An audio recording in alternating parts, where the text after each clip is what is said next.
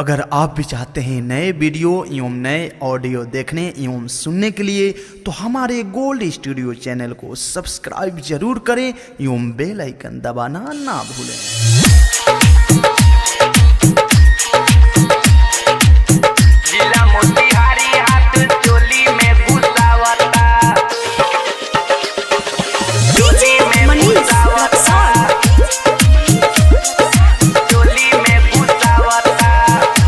Recording by Tia Films।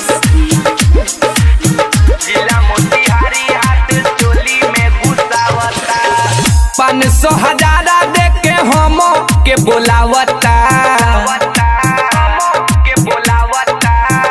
500 हजारा दे के हम के बोलावता जिला मोतिहारी हाथ चोली में घुसावता जिला मोतिहारी हाथ चोली में घुसावता महाडी के अखिया हमके बाहर बतकावता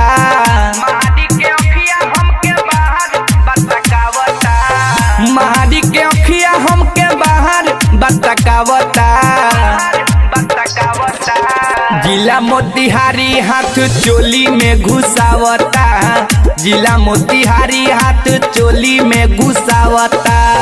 जिला मोतिहारी हाथ चोली में घुसावता चोली में घुसावता चोली में घुसावता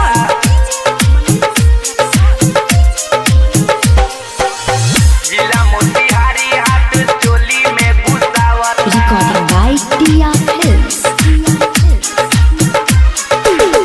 एक टक देखे खूब निहारता हवे टंगरी चढ़ी जाला ऊपर उठाई देला घघरी चढ़ी जाला ऊपर उठाई देला घघरी एक टक देखे खूब निहारता हवे टंगरी चढ़ी जाला ऊपर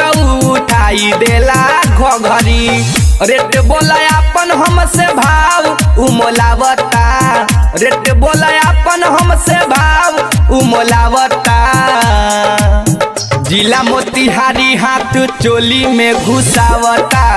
जिला मोतिहारी हाथ चोली में घुसावता जिला मोतिहारी हाथ चोली में घुसावता चोली में घुसावता चोली में घुसावता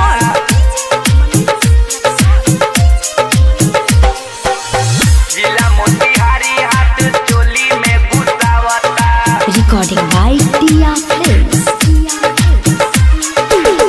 बट रंग दहार सब कैसे के बोली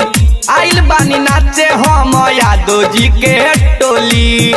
आइल बानी नाचे हम यादव जी के टोली बट रंग दहार सब कैसे के बोली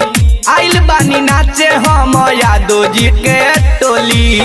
मुँह न मनमोही हर के हम के बोलावता अरुणल बेला उत्तम नोट वे दिखावता जिला मोतिहारी हाथ चोली में घुसावता जिला मोतिहारी हाथ चोली में घुसावता।